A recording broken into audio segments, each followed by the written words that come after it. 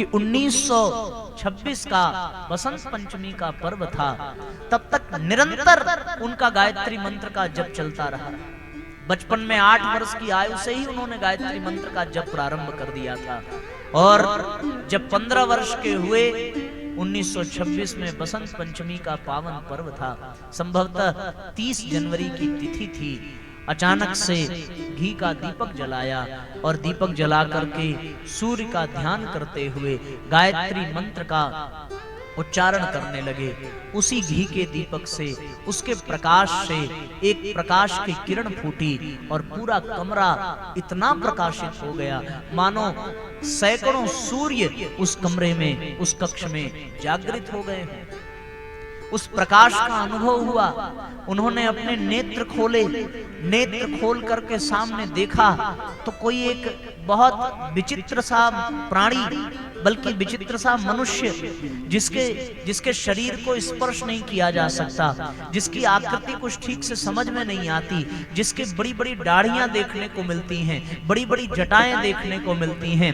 आयु का तो था लगाया नहीं जा सकता, पर उनका तेज, उनकी दिव्यता, उनकी ऊर्जा को देख करके ऐसा लगता है कि जैसे कोई बहुत बड़ा सिद्ध संत उस कोठरी में प्रकट हो गया हो। वो नन्हा सा बालक बालपन के नाते पहले थोड़ा भयभीत भी हुआ कि ये कौन है, कहां से आ गया, ये कहां से क्या करने आ गए। जब ये भाव मन में उठने लगे तो उस दिव्य संत ने अपने हाथ उठाए और उस बालक के सिर पर हाथ से स्पर्श किया। जैसे ही सिर पर हाथ से स्पर्श किया वैसे ही बालक भाव समाधि में चला गया। जैसे ही भाव समाधि में चला गया वैसे ही उस बालक के भीतर ऐसी ऊर्जा का संचार हुआ कि उन्हें अपने पूर्व जन्मों का स्मरण होने लगा। देखते देखते न जाने कितने पूर्व जन्मों का स्मरण हुआ, पर इस युग में, इस कलिकाल में मुख्य 3 जन्मों का स्मरण उस बालक को उन्होंने कराया। कौन सा? बोले पहला 13वीं शताब्दी में वो बालक काशी के धरती पर गंगा के किनारे जन्म लेकर के आया था और उस समय की रूढ़वादी और उस समय की आडंबर, पाखंड और अंधविश्वास की परंपराओं को मिटाने के लिए एक ज्ञान की गंगा बहाई थी। उस समय उनका शरीर कबीरदास के रूप में जाना जाता था। वो कबीरदास के रूप में 13वीं शताब्दी में जन्म लेकर के आए। फिर उन्होंने अपना एक और जन्म देखा। दूसरे जन्म में वो देखते हैं कि वो 16वीं शताब्दी में महाराष्ट्र की धरती पर समर्थ गुरु रामदास के रूप में आए और उन्होंने वीर शिवाजी को शिष्य के रूप में गढ़ा और मुगलों को मार करके भगाया और देश को आजाद कराया। फिर वही सत्ता ये देखती है कि अगले जन्म में वो 18वीं शताब्दी में कलकत्ता की धरती पर स्वामी रामकृष्ण परमहंस बन करके आए और उन्होंने विवेकानंद जैसे आदि अनेकों शिष्यों को गढ़ करके इस भारतीय संस्कृति को, जो लगभग नष्ट प्राय हो चुकी थी, सनातन धर्म लगभग समाप्त सा हो चुका था, भारत को लोग सपेरों का, मदारियों का देश समझने लगे थे, तब सिंहनाद करता हुआ एक यौवन प्रकट हुआ, जिस यौवन को विवेकानंद के नाम से जाना गया, जिस यौवन को गढ़ने का कार्य स्वामी रामकृष्ण परमहंस ने किया और जिन्होंने पूरे विश्व ब्रह्मांड में भारतीय संस्कृति की ध्वजा पताका फहराई। उन्होंने फिर अगला जन्म देखा कि अब वो आगरा जिले के आवलखेड़ा गांव में इस बालक के रूप में, श्री राम के रूप में प्रकट हुए हैं। अब उनको ये आभास हो गया कि मैं कोई साधारण व्यक्ति नहीं हूं। मैंने पिछले जन्म में कबीरदास बन करके काम किया, मैंने पिछले जन्म में समर्थ गुरु रामदास बन करके काम किया, मैंने पिछले जन्म में रामकृष्ण परमहंस बनकर के काम किया और इस बार भी मैं इस दुनिया में मनुष्य रूप में आया हूं, तो निश्चित रूप से मुझे फिर कुछ न कुछ करने के लिए ही बुलाया गया है। अब इनको विश्वास हो गया कि न मैं साधारण हूं, न मेरे सामने खड़ा हुआ व्यक्ति साधारण है, क्योंकि इनका संबंध जन्म जन्मांतर का है। वो असाधारण व्यक्तित्व के धनी, प्रचंड ऊर्जा के और दिव्य तेज को अपने भीतर समेटे हुए, जो उस कोठरी में उस अखंड दीपक के माध्यम से प्रकट हुए थे। वो कोई और नहीं, हम सबके गुरु के गुरु दादा गुरुदेव थे सर्वेश्वरानंद जी, जिनकी आयु का कोई ठीक ठीक अनुमान लगाया नहीं जा सकता, जिन्होंने नंदनवन हिमालय में रह करके बड़ी कठोर साधनाएं की हैं। वास्तव में यदि मैं रहस्य के पर्दे हटा करके आपको बताऊं तो ये कोई और नहीं, स्वयं साक्षात विश्वामित्र के ही अवतार हैं और परम पूज्य गुरुदेव स्वयं राम और कृष्ण के ही अवतार हैं। उन्होंने फिर से निर्देश दिया कि इस बार भी तुम्हें जन जन में सो चुकी अंतरात्मा को जगाना होगा, उसके लिए तुम्हें गायत्री और यज्ञ को माध्यम बनाना होगा, क्योंकि गायत्री और यज्ञ के माध्यम से ही इस संसार में सद्भाव, सद्ज्ञान और सत्कर्म को जगाया जा सकता है। दोनों को एक दूसरे से अथाह भाव जागृत हुआ। उन भावों को देख करके मन दोनों का आह्लादित और अश्रुपूरित हो गया। बालक श्री राम कर रहे थे उपासना, जब दादा गुरुदेव प्रकट भये उनके सामने। बालक श्री राम कर रहे थे उपासना, जब दादा गुरुदेव प्रकट भये उनके सामने। परिचय कराया पूर्व जन्मों के संबंध, स्वयं गुरुदेव लगे उन्हें पहचानने। स्वयं गुरुदेव लगे उन्हें पहचानने। पाकर अमूल्य निधि भाव विवल होने लगे, गुरु शिष्य आज एक दूसरे के सामने। बनकर कठपुतली डोर सौंप दी तब जीवन की, भगवान के इशारों पर भक्त लगा नाचने। भगवान के इशारों पर भक्त लगा नाचने। भगवान के इशारों पर भक्त लगा नाचने।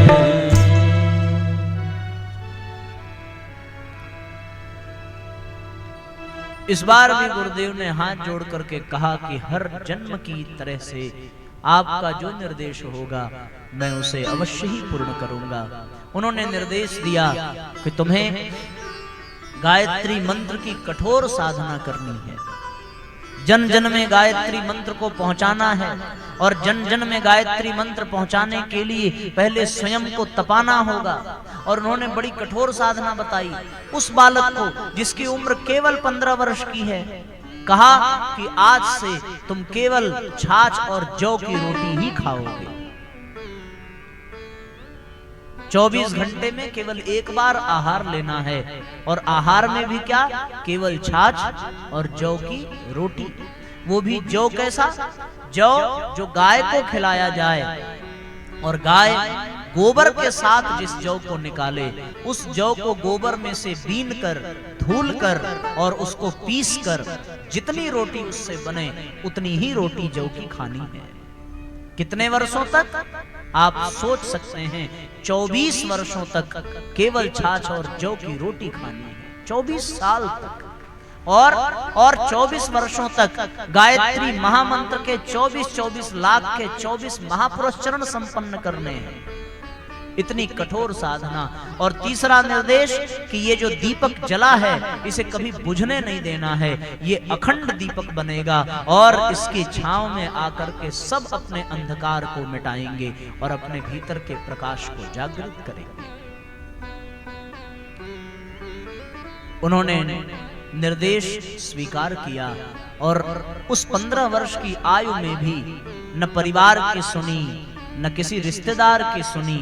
लोगों ने पागल तक कह दिया कि ये जिद्दी हो गया है, पागल हो गया है, ये केवल छाछ और जौ की रोटी खाता है। भला कौन सी माँ को संतोष होगा कि उसका पुत्र केवल 24 घंटे में, केवल 15 वर्ष की आयु में छाछ और जौ की रोटी खाए और सवेरे 2 बजे जग करके 8 बजे तक केवल एक आसन पर बैठ करके गायत्री मंत्र की 66 माला प्रतिदिन संपन्न करे।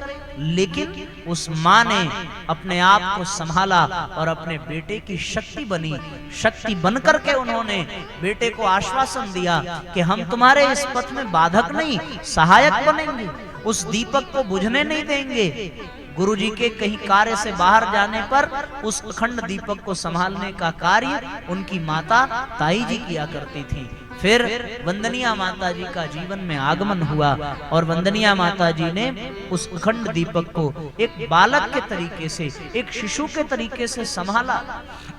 ये कब हुआ? ये 1926 में हुआ।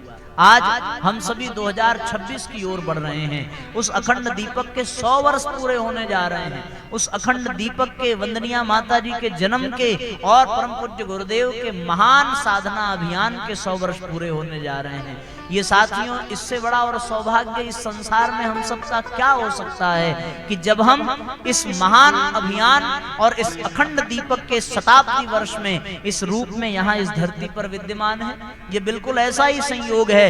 कौन सा संयोग? जैसे राम के समय में बंदरों को गिद्ध गिलहरी को मिला था, जैसे कृष्ण के समय में ग्वाल बाल पांडवों को मिला था, गोपियों को मिला था, वैसे ही आज इस युग परिवर्तन की बेला में, युग संधि की बेला में, जब हम कलयुग से ऊपर उठ करके नवयुग की वापसी और प्रज्ञा युग के आगमन को प्रवेश करने जा रहे हैं, जब अखंड दीपक के 100 वर्ष पूरे होने जा रहे हैं, तब वो संयोग हम सबको मिल रहा है कि वही राम, वही कृष्ण पूज्य गुरुदेव के रूप में आए हैं और हम सब भी वही बंदर, वही गिद्ध गिलहरी, वही ग्वाल बाल, वही पांडव हैं जो आज यहाँ पीला वस्त्र धारण करके गायत्री परिवार के इस कार्यक्रम में उपस्थित हो रहे हैं। ये बड़े सौभाग्य की बात है। अपने आप को पहचानने की आवश्यकता है। उस महान साधना अभियान के हम सभी अभिन्न अंग हैं। शास्त्र कहता है कि किसी को गायत्री मंत्र की दीक्षा तभी दी जा सकती है जब उस मंत्र में जितने अक्षर हैं उतने वर्षों तक, उतने लाख के पुरस्चरण विशेष अनुशासन के साथ जिन्होंने किया हो। आज साथियों, इस विश्व ब्रह्मांड में परम पूज्य गुरुदेव के सिवा ऐसी कोई दूसरी सत्ता नहीं है जिन्होंने 24 अक्षर वाली गायत्री के लिए 24 साल के 24 लाख के 24 महापुरस्चरण संपन्न किए हैं। गायत्री मंत्र से दीक्षा देने का अधिकार आज इस समस्त ब्रह्मांड में केवल और केवल परम पूज्य गुरुदेव को है। ये साधना या तो विश्वामित्र जी ने की थी या फिर उसके बाद स्वयं परम पूज्य गुरुदेव ने की है। इसलिए साथियों, हम सभी सौभाग्यशाली हैं कि आज हम ऐसी गुरु सत्ता के सामने बैठे हैं। आज हम उस गायत्री मंत्र के विषय में सुनने के लिए बैठे हैं। ये गायत्री मंत्र जब जीवन में आता है तो व्यक्ति पहले अपनी बुराइयों को मिटाता है, और ये गायत्री मंत्र जब जीवन में आता है तो फिर व्यक्ति अपनी बुराइयों को मिटा करके अपने परिवार की बुराइयों को मिटाता है। और जब ये गायत्री मंत्र जीवन में आता है तो वो परिवार की बुराइयों को मिटा करके समाज की बुराइयों को मिटाना प्रारंभ कर देता है। व्यक्तिगत बुराइयां क्या हैं?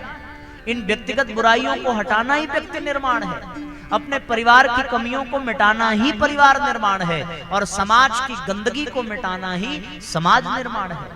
उन्होंने 24 लाख की इतनी बड़ी साधना की और 27 दिनों तक केवल गंगा जल पी करके उन्होंने तपोभूमि में मां गायत्री की प्राण प्रतिष्ठा की, जिसको केंद्र बनाकर समूचे भारत ही नहीं समूचे विश्व में आज 80 से अधिक देशों में गायत्री परिवार फैलता चला जा रहा है। वर्तमान में 15 करोड़ से अधिक लोगों की संख्या गायत्री परिवार के सदस्यों की है, जिनके द्वारा गायत्री मंत्र का जाप निरंतर होता चला जा रहा है।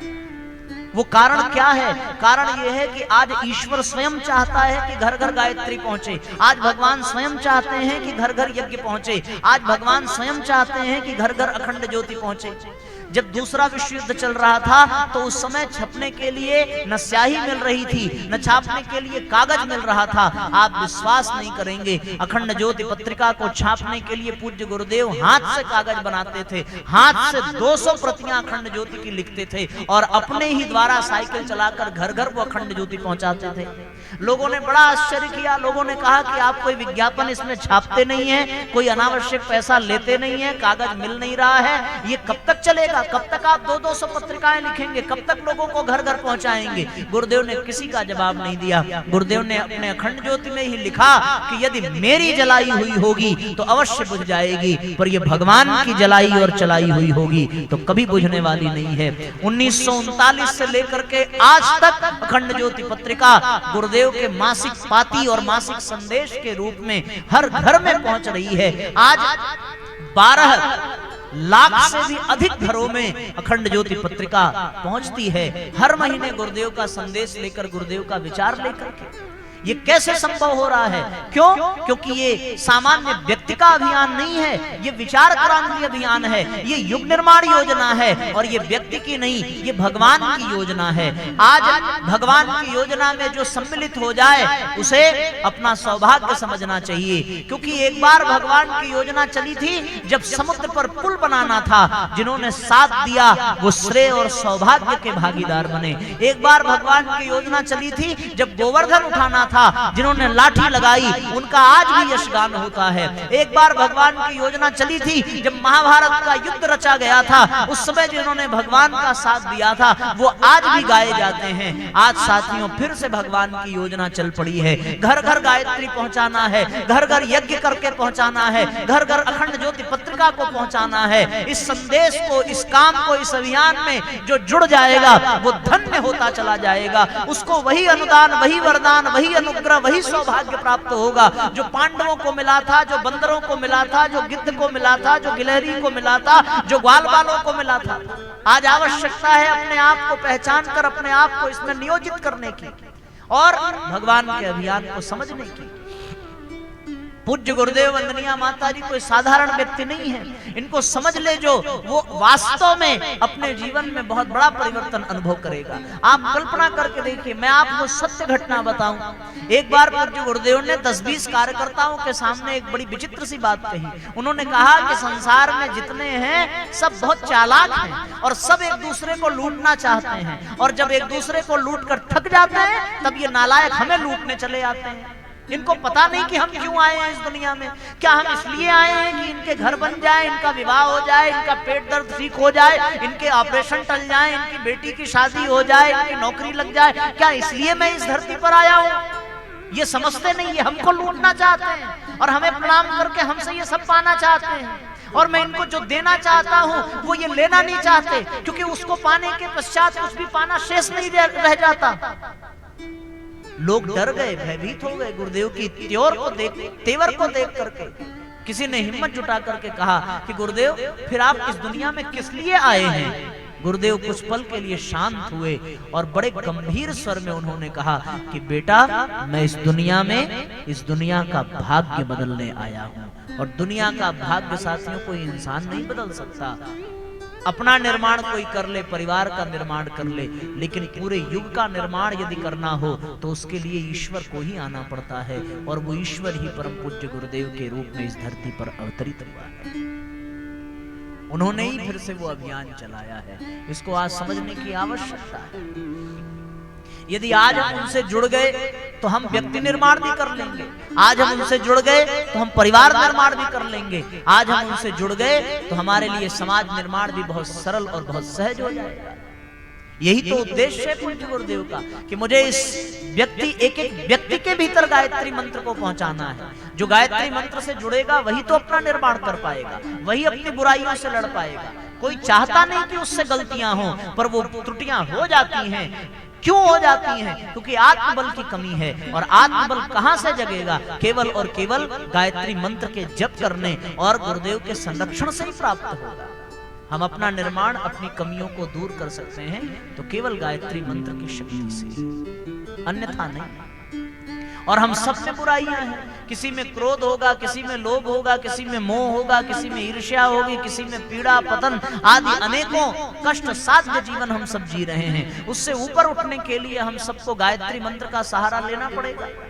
जैसे कोई अनपढ़ स्त्री यदि किसी डॉक्टर से विवाह कर लेती है ना, तो वो अपने आप डॉक्टराइन कहलाने लगती है। कुछ दिन में अपने आप उसको दवा की जानकारी हो जाती है, जबकि वो किसी मेडिकल कॉलेज में गई नहीं और वो बुखार की, सर दर्द की दवाइयां बिना पढ़े दे सकती है। बहुत आवश्यकता पड़ जाए तो वो बिना पढ़े इंजेक्शन भी लगा लेती है। कारण क्या है? कारण केवल इतना है कि उसने अपने आप को एक डॉक्टर को समर्पित कर दिया। एक ऐसी अनपढ़ महिला जिसको एक भी मंत्र न याद हो, एक भी श्लोक न याद हो, एक भी अक्षर ज्ञान ना हो, पर वो पंडित से विवाह कर ले तो वो पंडिताइन कहलाने लगती है, और बड़े बड़े ज्ञान की बातें वो सहजता से कुछ दिनों में बताने लगती है। कारण क्योंकि उसको सानिध्य किसी पंडित का मिल गया, उसको सानिध्य किसी श्रेष्ठ व्यक्ति का मिल गया। इसी तरीके से साथियों, आज जब आप परम पूज्य गुरुदेव से जुड़ जाएंगे तो आपके जीवन का पाप ताप संताप अपने आप ऐसे ही समाप्त हो जाएगा, जैसे लोगों के सूर्य के जगने से बादल छट जाते हैं, वैसे जीवन की समस्याएं मिट जाएंगी। ये हम अपने अनुभव से आपको बता रहे हैं। गुरुदेव से जुड़ जाना, गायत्री मंत्र से जुड़ जाना, ये इस संसार की बड़ी अलौकिक घटना है। क्योंकि लोगों ने बहुत सारे प्रवंचनाएं, बहुत सारे विडंबनाएं खड़े किए, लेकिन कोई कुछ कर न सका। जब भगवान का अभियान, भगवान की योजना चलती है तो वो एक आंधी के तरीके से चलती है, और उसमें समाहित होने वाला व्यक्ति बहुत ऊंचाइयों को छूता है। जमीन पर पड़ी धूल पैरों के नीचे ही कुचली जाती है, लेकिन जब वो हवा का सहारा पा जाती है तो बहुत ऊपर तक उड़ती है। इसी प्रकार जो गुरु और गायत्री से जुड़ जाएगा, उसका व्यक्तित्व सामान्य से असामान्य बनता चला जाएगा। इसलिए साथियों, जो जुड़े हैं आप उनके जीवन में झांक करके देखिए। आपको क्या लगता है? आपको यदि जानना हो, अनुभव करना हो, तो आप प्रमाण के रूप में हमारे जीवन को देख सकते हैं। आप कल्पना नहीं कर सकते। 12 मई 2015 को जब ये घटना घटी और मेरे पांव कटे, तो उस समय किसी को कल्पना तक नहीं थी कि हमारी ये स्थिति होगी। क्यों? क्योंकि कटे पांव को लोगों ने जमीन पर बैठकर कटोरा लेकर स्टेशन पर भीख मांगते ही पाया। इससे ज्यादा स्थिति नहीं होती। या तो वो अपने घरों में चीखते चिल्लाते रोते बिलखते जीवन बिताते हैं, इसके अतिरिक्त उनका जीवन कुछ नहीं होता। लोगों को कितनी चिंता हुई, कितनी परेशानी हुई। लोगों ने बहुत उलाहना भी दिया। हमसे आकर के लोगों ने कहा कि तुम तो बचपन में गायत्री मंत्र जपते थे, गुरु का काम करते थे, मिशन का काम करते थे, फिर तुम्हारे साथ ये कैसे हो गया? उस दिन साथियों मुझे बड़ा कष्ट हुआ, बहुत दर्द हुआ कि मेरे जीवन का कोई प्रारब्ध था, मेरा कोई पाप था, वो सामने आया, तो मेरे पाप के कारण आज मेरे गुरु को गाली मिल रही है। मैंने उसी दिन संकल्प ले लिया कि अब इस जीवन को मैं ऐसा बना करके दिखाऊंगा कि एक दिन इन लोगों की धारणा बदलेगी। और वो यात्रा प्रारंभ हुई। न जाने कितने रुकावट आए, उसे बताया नहीं जा सकता। किसी ने कहा कि नौकरी कर लो, सरकारी नौकरी मिलेगी, ये छूट मिलेगी, वो छूट मिलेगी, जब तक नौकरी नहीं मिलेगी तब तक शादी नहीं होगी, घर कैसे चलेगा, ढपली बजाने से जीवन चलने वाला नहीं। नाना प्रकार की बातें सुनी हमने, लेकिन हमने कभी पीछे मुड़ करके देखा नहीं। हमने गुरुदेव का साहित्य उठाया, हमने गुरुदेव की ढपली उठाई, हमने गुरुदेव को पढ़ा, हमने साधना में अपने जीवन को लगाया, गुरुदेव का मार्गदर्शन मिलता रहा। और आज साथियों, वो लोग जब मुझे देखते हैं और मुझसे बात करते हैं तो उनके मुंह से यही निकलता है कि अच्छा हुआ तुम्हारा एक्सीडेंट हो गया, वरना सबकी तरह तुम भी सामान्य जीवन जी रहे होते। पर आज तुम्हारा जीवन न जाने कितने लोगों को मार्गदर्शन देने के लिए काम आ रहा है। ये कौन कर रहा है? ये अपने से नहीं होता। आपको लगता होगा कि यह आवाज हमारे मुंह से निकल रही है, पर इस आवाज में जो प्राण है वो परम पूज्य गुरुदेव का है। आपको लगता होगा कि ये गला हमारा है, पर इस गले के पीछे जो गवैया है वो परम पूज्य गुरुदेव हैं। ये शब्द हमारा है, पर प्रवाह उनका है। ये चेतना, आपको हमारा शरीर भले दिख रहा हो, पर चेतना उनकी काम कर रही है, तब ये साथियों सिद्ध होता है। फिर रामायण की वो चौपाई जिसमें तुलसीदास जी ने लिखा कि मूक होई बाचाल, पंगु चढ़ई गिरिवर गहन, जासु कृपा सो दयाल। जब ये भाव जागृत हो जाता है तो वास्तव में गूंगा बोलने लगता है, लंगड़ा पहाड़ पर चढ़ने लगता है। और मेरे जैसा बिना पैर वाला व्यक्ति भी 800 किलोमीटर की यात्रा करके आपके गांव धूमा में ही आकर के आपको गुरुदेव का संदेश सुना करके जाता है। ये अपने से नहीं होता। ये तब होता है जब कोई समर्थ गुरु से जुड़ जाता है। ये तब होता है जब कोई गायत्री मंत्र से जुड़ जाता है। ऐसा जुड़ने वाला व्यक्ति निहाल हो जाता है, उसे सब कुछ मिलता चला जाता है। आज किसी चीज का कोई अभाव नहीं है और कोई शिकायत नहीं है। अपने आप सारी चीजें होती हैं, बस आपको निष्ठा से जुड़ने की आवश्यकता है। जो जुड़ गया सो पा गया।